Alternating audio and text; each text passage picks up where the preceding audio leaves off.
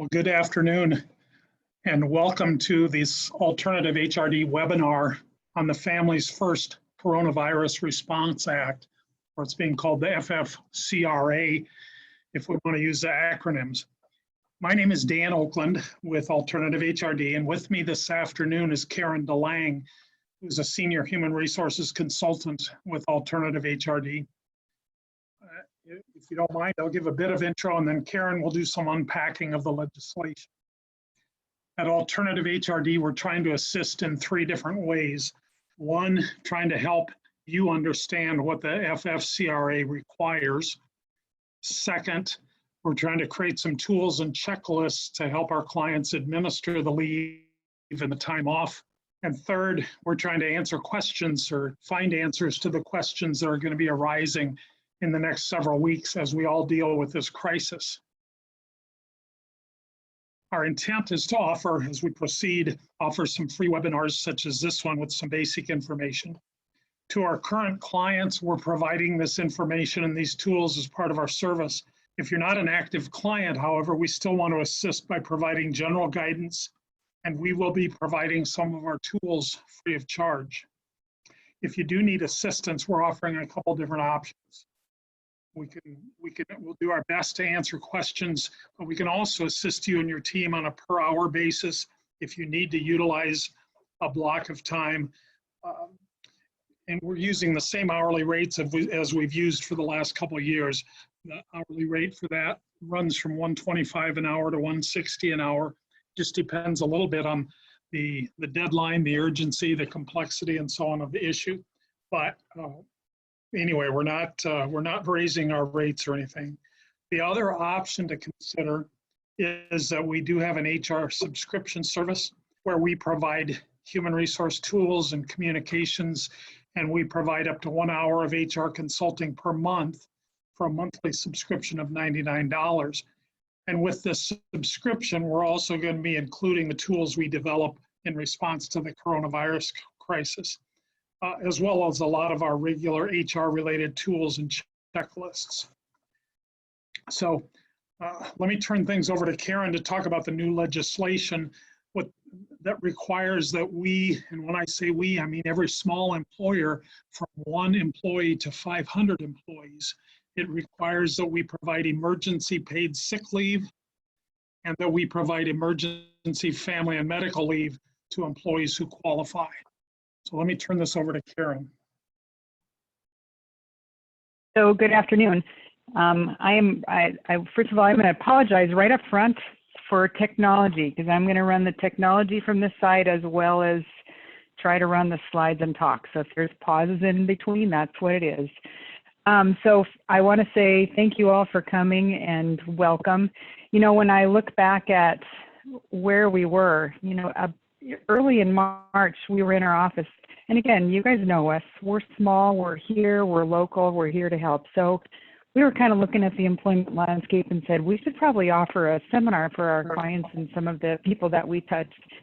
And so we said, you know, there's a Friday the 13th in March. We did a Friday the 13th in December. Let's go with that theme. And the new 9-9 had come out. The new 2020 W4, we were getting lots of questions about that. And we said, yeah, and what else? Well, you know, I guess they're talking about that coronavirus sort of thing. So maybe we should talk about just some emergency preparedness that, you know, employers can start doing. So we said, okay, well, that will be a good idea. And we put out all of the information about how to sign up for the seminar. We started preparing for the seminar. You know, I don't know if you remember you guys all lived through this. March 10th, that was SDSU USD games. All people from all over the area were gathered in the Premier Center cheering on our teams. March 13th, we hold our seminar. And just before that, we decided, you know, should we do this in person? Because they were starting to say 250 people or less. And we said, yeah, you know, it's going to be small. And we don't have any technology to do it otherwise. So we did. Well, that was the morning of Friday the 13th. And by the end of that day, all the things that, I mean, we were just at that point even learning that coronavirus, there was specific COVID-19. We hadn't really even heard about it much at that point. And by the end of that day, the schools were closing, childcare centers were closing. And just a few work days later, on Tuesday, March 18th, remarkable bipartisan support for a Family First Coronavirus Response Act that was signed into law. And since then, we've been kind of scrambling to figure out, okay, now what's next? So just as a disclaimer up front, what this webinar is designed to do is just to be an overview of some of the updates. You guys each have unique things that happen because of your employer, because of the type of business that you're at. If there's specific things, we encourage you to call and ask specific questions. But again, we're not legal advisors. We are doing the best we can. It's very specific, and we're not sure. We encourage you to also talk to your legal counsel as well. And we would advise you at that point. So let me just dive into some of this. And before I get going too much further, I just also want to say that a lot of this information on these slides, there's going to be very busy slides, lots of words. Following this, and assuming I got technology correct, I am recording, and we will send you the PowerPoint slides as well as the recording of this particular webinar. So you can take and read them a little bit more closely once you get them. So don't feel overwhelmed if you're trying to listen to me and read the slides at the same time, because some of them I'm not going to go into a lot of detail, but I will supply you with the slides themselves. So first of all, the law was signed into, the act was signed into law on March 18th. And again, it was really, an attempt by our Congress to just respond to some of these economic issues that are going on and the challenges that we all face, both as employers and as employees, during a time that hasn't happened in such a way as this. And it just really creates a very unstable business landscape, and they're trying to add stability. Hats off to them, all of our leaders, for the swift action that they've taken. At the same time, I've been listening to lots of webinars, and one of them said, yeah, this law was written on the back of a napkin.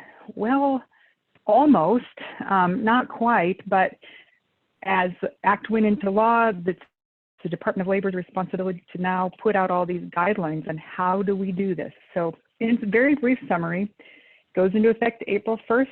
It ends on December 31st, 2020. There was some question in the beginning about having it go into effect on April 2nd, but it really is April 1st, so that's tomorrow. And essentially, the act does a couple of things. It requires a paid sick leave of up to 80 hours of paid, and that's 100% paid. We've been talking about paid sick leave for a long time. This is an act that puts that into place.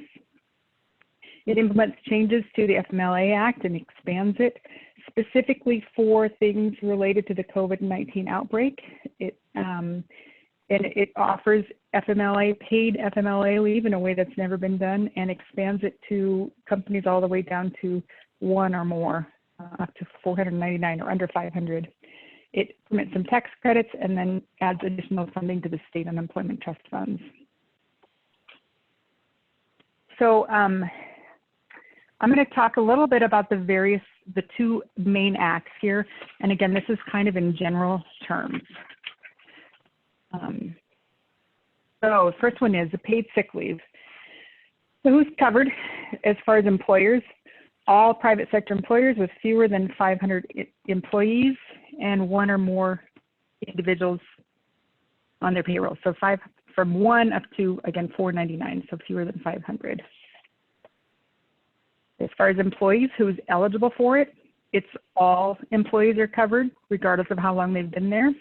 Again, this is a paid sick leave act. The expanded FMLA, has a different eligibility rate and says that you need to be employed for at least 30 days. But the emergency paid sick leave, this part here, this first part, is all employees are covered. So then the law talks about how you can take this paid sick leave. There are 6 reasons that they've laid out for an employee to be eligible for emergency paid sick leave. Now remember, the emergency paid sick leave is up to 80 hours of paid time off, and we're going to talk about that in just a minute. And you can request this paid sick leave for 6 different reasons. So number one is that you're subject to a federal, state, or local quarantine or isolation. Number two, being told by a healthcare provider to self-quarantine. Number three, having symptoms and seeking a medical diagnosis. Now, those first three are all about the employee themselves. They themselves are those things. And now, again, it's being told by a healthcare provider to self-quarantine. That's not because they are nervous. That's not because you're nervous. They're being told by a healthcare provider. You don't have to require documentation. You can also take their word for it that they've talked to a healthcare provider. We don't want to inundate our healthcare providers by sending our employees to get a doctor's note. You can, but just you kind of use that with a bit of caution and discretion on that. So the first three are all about themselves. Number 4, 5, and 6 are a little bit different. So number 4 and 5 are caring for somebody else, having to care for an individual that's subject to a quarantine or isolation, or having to care for a child under the age of 18 if their normal child care or school is closed. Number 6, in my mind, is kind of one of those catch-all things, experiencing a substantially similar condition as may be further specified. You know, with viruses, they can change slightly, kind of morph over time. So, you know, H1N1 and then H2B1, whatever those, you know, things are. At this point, the COVID-19, they don't know if that's going to change or not. So in my mind, I think they just put this in as a kind of a catch-all phrase. Again, in my mind, I'm not sure why, but that does make sense to me. So those are the reasons, those are who, this is if you're covered or not. This next slide is what do they get if they want to take this leave. So full-time employees are eligible to take up to 2 weeks or up to 80 hours of emergency paid sick leave. There is some stipulations in there about what happens if you're part-time, and they can take in whatever their average number of hours are. And by average, if you're not sure, you do an average of the last 6 months of what they were paid. So it's supposed to be what they're scheduled, but you can also look for what they were paid. So they get to take, again, up to 80 hours if they're full-time. For reasons number 1, 2, or 3, or if they're taking care of for themselves, they're paid at 100%, the regular rate of pay. If they take it for reasons 4, 5, and 6, they're paid at 2/3 of their regular rate of pay. So there's 2 different ways to pay it. So again, as you're going through it, you want to make sure that you are tracking carefully what they're using it for, if they were paid 100% or at 2/3.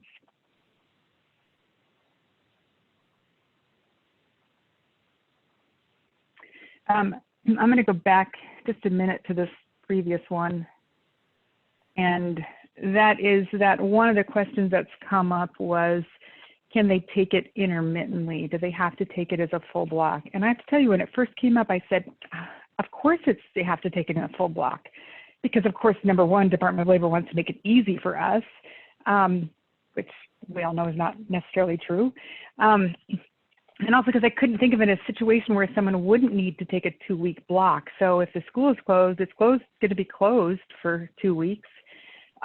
If they're quarantined, they're going to be quarantined for 2 weeks. Of course, it's 2 weeks.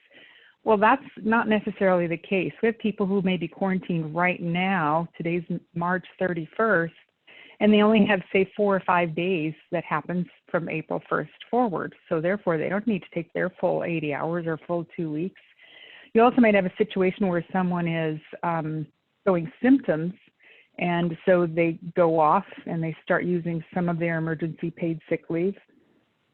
And then they get their diagnosis back that they're not positive. So they may come back after just a few days. So they're not using their full time. So there are times where they could take intermittent leave. There also may be times where they are home and quarantined, but they're able to work and do some telework. So again, they're not using all of their time for that. The Department of Labor has a really good Q&A page there. I'll share the resource at the end.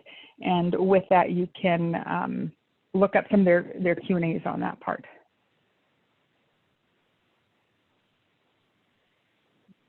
under the emergency paid sick leave, again, you pay it 100%, but there are some limits to how much per day you're paid. And this is important because this is how much the limits will be for your tax credit. You can give more time off than this. You can pay more time than this, but you'll only receive tax credits back in the amount of the limitations for the law. So again, you'll want to make sure you have very good tracking systems in place so you know how much is paid, for what reasons, so that when you go in and request your tax credits, you'll have record of that. And again, this is a very busy slide. I'll be sending information out following this so you can look at it a little more closely.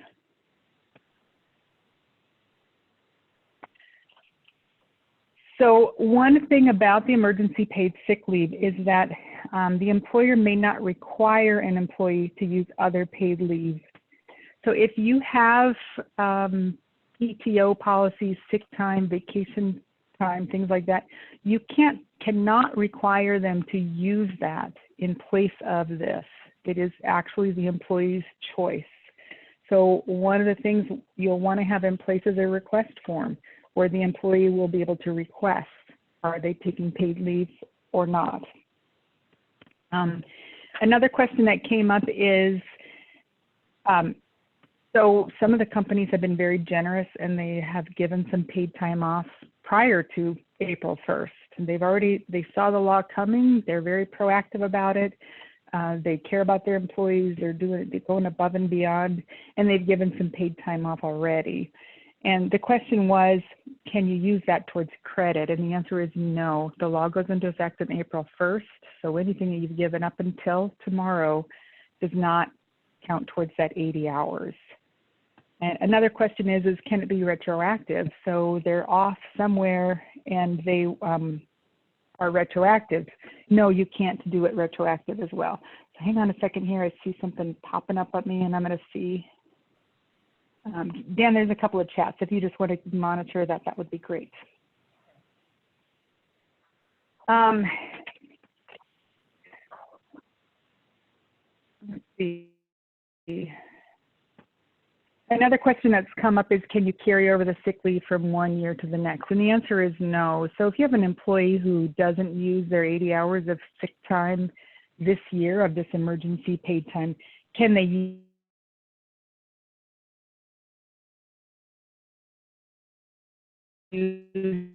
it next when someone is diagnosed it, unless Congress extends this? Any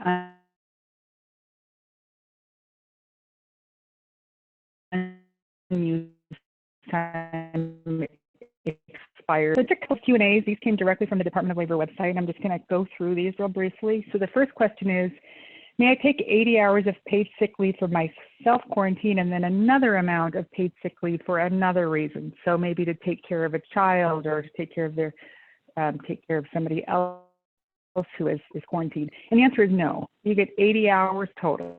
We talked about you might be able to take it intermittently, but you get 80 hours if you're full-time, 80 hours total.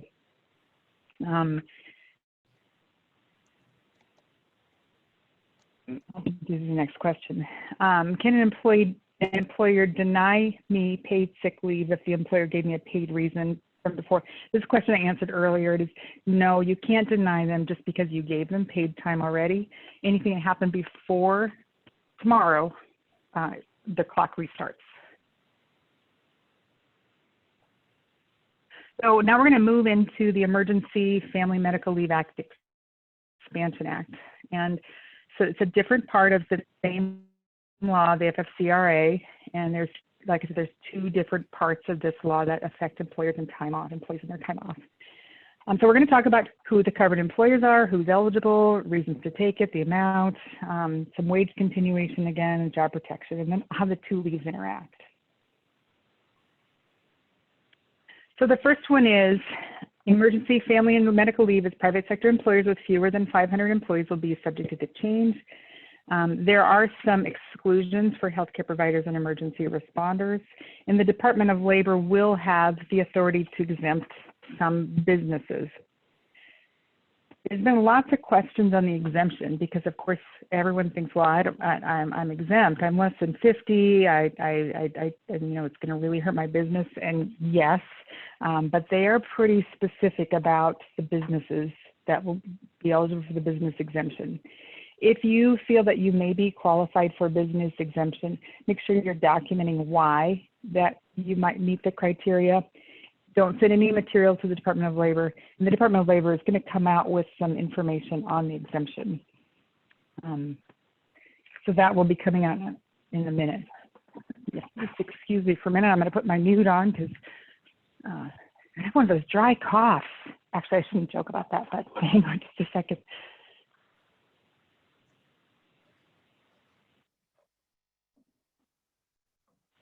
Okay.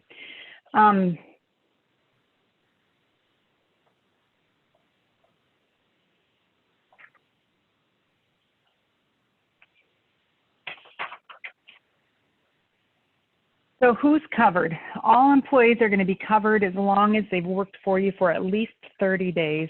Remember, under the Emergency Sick Act, that's for all employees, regardless of how long they worked for you.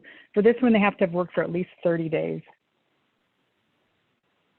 Since the law goes into effect on April 1st, that's anyone who's on your payroll from March 2nd forward. If someone is a temporary, there are some information in there about how you happen to, you become sort of a co-employer on that. So just because they're temporary does not mean that they may or may not be eligible under this. As far as who pays for it, again, there's some information in the Department of Labor, what happens with temporary employees. But for the emergency, the expanded Family Medical Leave Act, you have to be on the payroll for at least 30 days. Now, under the Emergency Sick Act, there are 6 reasons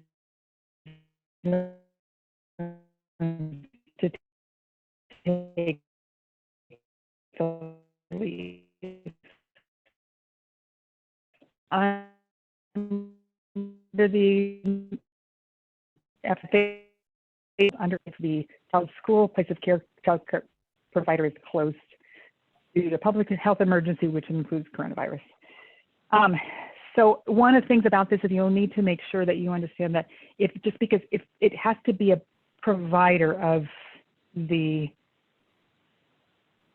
child care. It can't be grandma, it can't be, Aunt Susie, somebody else is quarantined, so therefore your child suddenly doesn't have a babysitter. It has to be a child care provider. You're also going to want to make sure that you get documentation that the center or facility is closed. That can be any sort of announcement that they got. It doesn't have to be anything terribly formal, but something that came out from the provider that said that they were closed and the dates that they were closed.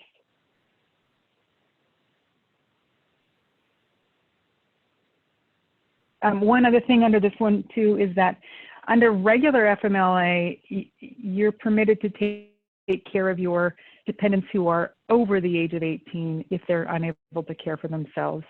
You can take a regular FMLA leave. That's regular FMLA provisions. Under the Expansion Act, it's only for those under the age of 18 that are going to be eligible for this paid part of the leave.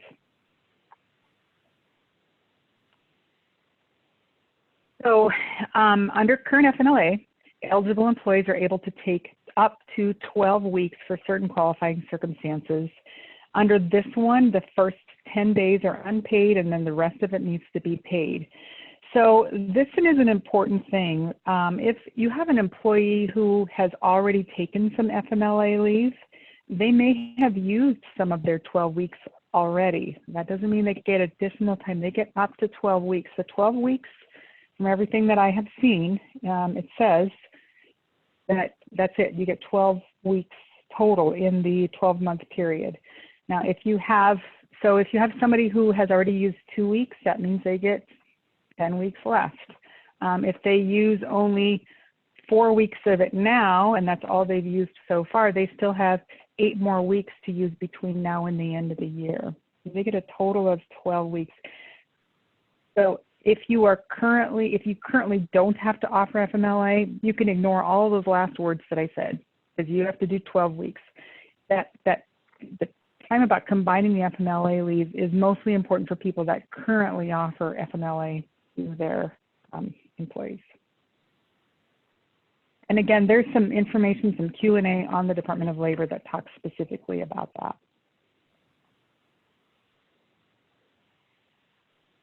So is all FMLA leave now paid? No. So first of all, an employee may elect to substitute their accrued vacation, personal leave, medical or sick days leave for that first 10 days of unpaid leave.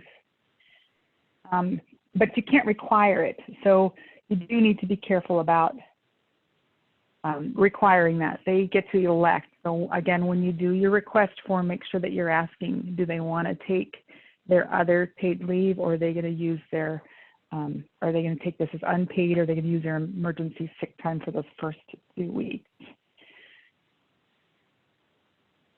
And then the question is the other FMLA leave now paid? And the answer to that is no. If it's not related to COVID-19 and they need to take time off to care for a dependent that's qualified under the FMLA, the other types of FMLA are not paid. Make sure you know the reason that they're taking their time off. So employers must pay employees for each day the employee is out of the office after that initial 10 days, and they're paid at 2/3 of the rate, and there's some not to exceed amounts. So for the expanded FMLA, it's 2/3 of their regular rate of pay. And the same thing goes with part-time. Again, that's where you do that 6-month look back. One thing too to remember, and I mentioned this earlier, I'll just say it again, is that you can require, or that you can work out something with the employee to take intermittent leave. So they may want to take some intermittent leave in order to get to that time off. And it says on the Department of Labor's website, it says the department encourages employers and employees to collaborate to achieve flexibility and meet mutual needs. And the department is supportive of such voluntary arrangements that combine telework and intermittent leave. So typically they are encouraging you to take 1-day periods if they're not doing telework. If you can't work it out, otherwise you can do it intermittently. So job protection. So under FMLA, a person's job is protected. The same thing with the emergency family medical leave, there's job protection. There's some exemption to that if you have fewer than 25 employees, and you don't have to provide job protection if the position no longer exists due to economic conditions, a change in operating conditions, as long as you make a reasonable effort to restore the employee to the position. If you make a reasonable effort to contact them if an equivalent position becomes available. So there are some things that you can do to, if you're smaller than 25, as an exemption to the job protection piece of this. You're not exempt from the payment, you're only exempt from the job protection piece of this. So I'm hoping that a lot of this information is not new. It is still very confusing. So I'm going to read you one of the questions that comes from the Department of Labor. And again, I'm going to give you the resources for the Department of Labor, and then I will also give you a copy of these slides. So if all this is new, or if you have some questions, or you can't read all this information, I'll give that to you. So here's the question. If I'm home with a child because, your child care provider is unavailable, do I get paid sick leave, expanded FMLA leave, or both? And how do they interact? And so the answer is the employee might be eligible for both types of leave up to a total of 12 weeks. So the first 2 weeks they could take as the emergency paid sick leave and get paid for that. The next 10 weeks they could take the emergency FMLA. Now, so why wouldn't they normally do that? Why wouldn't they just choose to do that? Well, the reason is because if you take it for this reason, you only get 2/3 of your pay. So they may want to save their 80 hours of emergency paid sick leave to use for themselves. If they get COVID-19 and need to stay home, or for a family member if they need to care for them. They only get one 80-hour slot for that, 80 to 100% or 2/3 pay. They only get one shot at that emergency paid sick leave, and after that, they don't get it. So they may choose to take that first 80 hours or the first 2 weeks as unpaid, or using their other paid sick leave time for that first 2 weeks, and then kind of save that paid sick leave. So again, it's going to be really important that you have a tracking system in place to keep track of what they're using and why. And this just talks about that, again, that 2/3 pay. So that's why they may not want to use that. It's employee's choice and not yours. So we're going to keep on moving. A couple other things to just go through quickly. That's all I'm going to talk about for those two parts of the law. We're going to move on to the required notice and retaliation, the penalties, tax credits, the unemployment insurance, and then the where do we start and other considerations. Those are kind of your next steps. And that's where we're heading next. So required notice. First of all, this was posted by the Department of Labor, created by the Department of Labor. Again, it's on their website. You do need to make sure you post it. They have a whole Q&A on what to do and why to post it. But basically, you want to make sure you're printing this, you hang it in the place where you typically have your labor law posters, in a place that's conspicuous on your premises. However, if you have people who are working from home, who are quarantined, whatever, you can't just post it. Or if you even have this one person, yeah, they work from home, they're it. Or that remote salesman that works off, wherever. You do have to either mail it or direct mail to those employees to make sure they get the notice. You can put it on your internal and external website. Any new hires that come up, again, make sure they're getting a copy of the poster. Make sure that there's no retaliation. So if somebody wants to use any of this leave, be very careful that your managers are not out there disciplining or discriminating against them or anything for requesting this time off. That gets you in trouble with, again, retaliation and discrimination. The Department of Labor is the department that enforces the penalties for this particular act. There is a temporary period of non-enforcement for the first 30 days after the law act takes effect. So the act took effect on March 18th. So what they have, I've seen this somewhere, is that they're giving us until April 17 to make sure that we are acting reasonably and in good faith. It says, for the purposes of this non-enforcement position, good faith exists when violations are remedied and the employee is made whole as soon as practicable by the employer. The violations were not willful, and the department receives a written commitment from the employer to comply with the acts in the future. Plus, if you get any complaints or any issues, there is a period where they're going to give us time to get things put together. I'm going to talk very, very briefly about the tax credits because I am not an accountant and I'm mostly concerned about the first two parts of the act. So there are provisions in place for being able to recover your any money that's been paid out at 100%. So 100% covered for dollar refundable tax credit. And for this information, that's covered and governed by the Department of Treasury. So under the Department of Treasury's website is where you're going to find out information about that. Again, if you pay more than what the caps are, you cannot recover the any paid things past that. You can pay them, you just don't get a credit for it. And I understand it's going to be paid out quarterly, and there's certain places where it's going to become, the money's going to come from. The next part is the Emergency Unemployment Insurance Stabilization Act. I don't know if any of you guys have sat in on the Department of the Unemployment Insurance. They did a webinar for small businesses.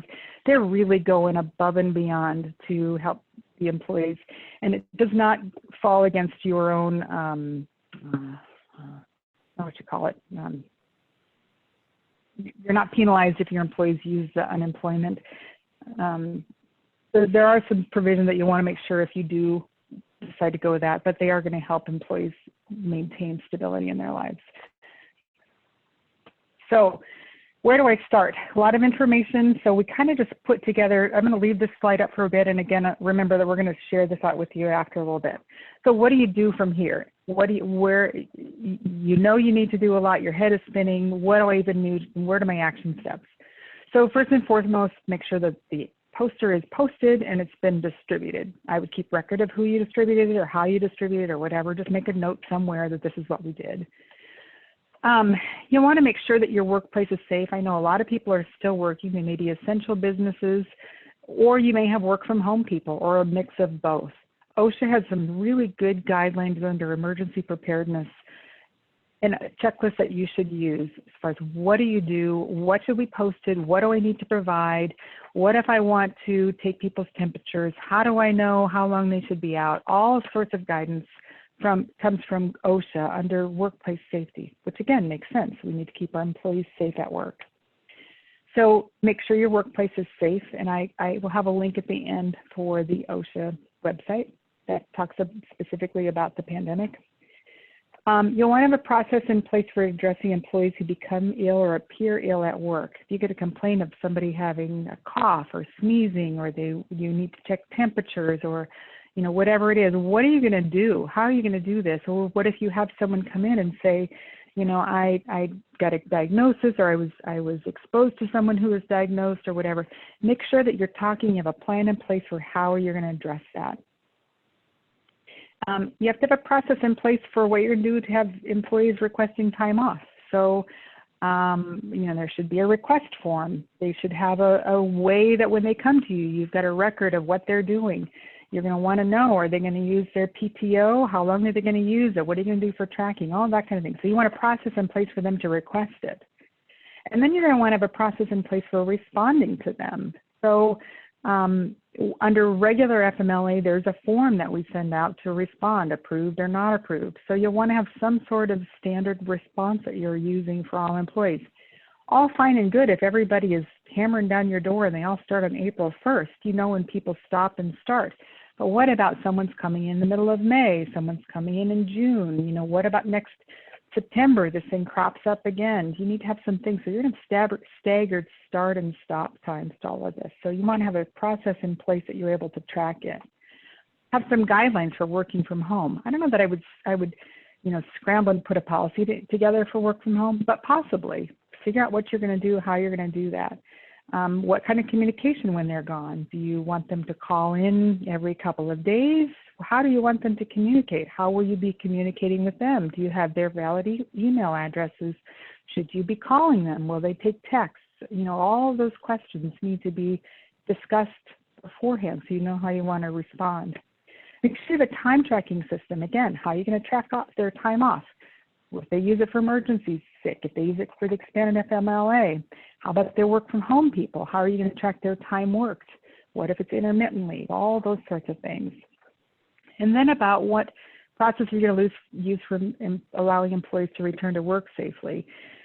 So they go off, they say, I think I've been exposed. They get tested. They say, no, now I'm cleared. And are you just going to take them back and take their word for it? Maybe so.